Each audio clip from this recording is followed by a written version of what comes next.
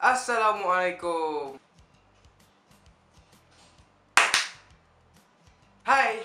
Okay. Well, I'm back into vlogging.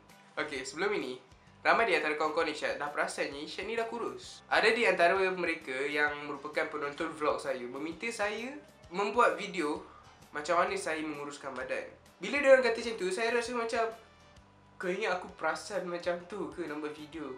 At first aku tak nak buat video ni, tapi bila aku fikir balik, ramai juga orang yang nasib macam aku dulu. Tapi dia orang tak ada jump start, dia orang tak ada push macam mana nak startnya berdiet. Tujuan video ni adalah untuk memberi inspirasi kepada mereka untuk memulakan, untuk memberi satu push, satu untuk mengubah cara lifestyle diorang, mengubah cara pemakanan diorang dan mengubah cara diorang bergerak aktif setiap hari. Oleh itu, let's talk about me when I was fat. Masa kecil-kecil dulu, Isyad tak suka sangat bergerak aktif dan lebih rela makan daripada bersukan. Ya, sebab kalau ajak bersukan pun saya tak ada kawan-kawan masa kecil-kecil. Dan sebab itulah Isyad ada perkembangan yang agak besar. Okay, masa kecil-kecil dulu, Isyad dengan family tinggal dekat Pulau Pinang. Dan disebabkan Pulau Pinang itu satu bandar yang dipenuhi dengan restoran-restoran makanan, Isyad ada banyak pilihan makanan yang boleh pilih dari hari ke hari. Tapi yang paling favourite Isyad lah masa kecil-kecil dulu, dia punya nasi kandar. Ataupun kat sini, kat Selangor ni orang panggil nasi mamak. Dia punya nasi kandar dia, dia punya nasi, dia punya kuah dia kan. Bila lapar je kan, adalah satu kedai mamak ni convenient gila kat sebelah rumah. Zaman sekolah dulu, Isyad punya duit belanja habis dekat breakfast. I mean like, kalau ada RM3 kan, duit belanja kan, RM3 juga habis kat breakfast. Bila recess kan, kebuluh lah. Well, this is because dia punya nasi lemak dia macam sedap gila. I mean like, macam betul-betul boleh termimpi lah. Sampai sekarang, bila Isyad dah pindah Selangor pun, Isyad termimpi lagi nasi lemak sekolah tu. Dulu zaman sekolah, biasalah dekat luar pagar mesti ada jual macam keropok-keropok, aiskrim, all that stuff kan. Yeah. So I would just go to my friend, ask him for some money.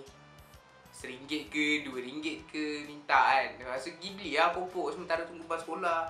Tapi yang paling favourite Isyad lah, Isyad sanggup berlapar pada pagi sampai habis waktu sekolah semata-mata nak beli satu tu je. Tahu apa? Karipap besar yang jual atas motor. I mean like seriously, karipap tu disusun elok-elok dekat satu raga rotan tu. Dekat bawah dia ada lapik macam daun pisang apa kan.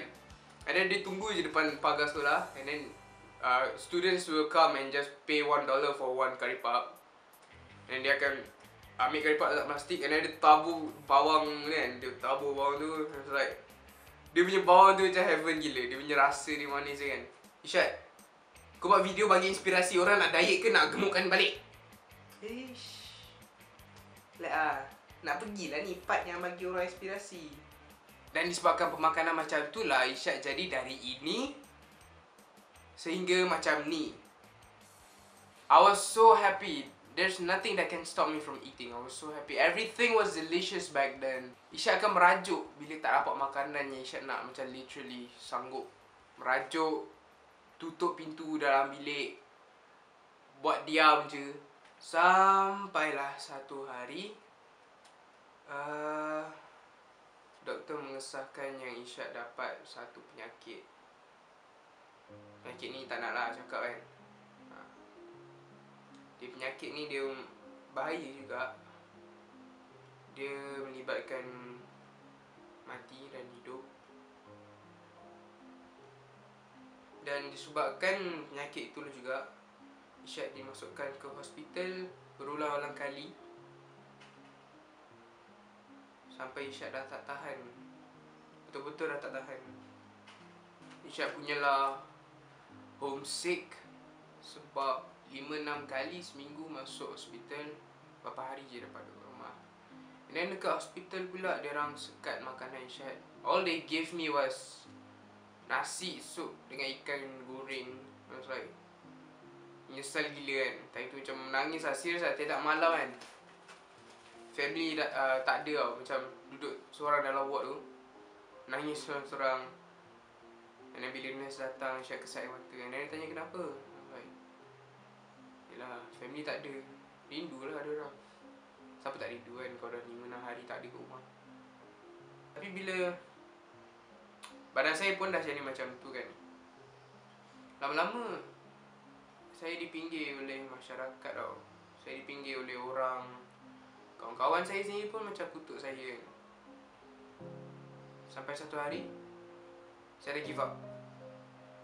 Saya buat keputusan untuk mengubah diri saya sendiri. Saya ubah cara pemakanan saya ubah cara saya bergerak aktif, cara saya hidup lah, everything saya ubah. Dan disebabkan itu jugalah saya berjaya mengubah diri saya daripada sini hingga ke sini. Dan disebabkan kita kesentukan masa, saya akan menunjukkan video senaman-senaman yang saya lakukan untuk menguruskan badan pada vlog yang akan datang. Like video ni, komen di video saya, dan subscribe. Jangan lupa subscribe, sebab kalau korang tak subscribe, korang tak tahu video minggu depan ni bila keluar. Okay? Have a great day. It's Shadification, sign out! Okay, quick news to you guys. Watch the trailer for my new short film right here. You like it, you share it, you subscribe it, and I hope you have a great day. See you next time. Bye-bye.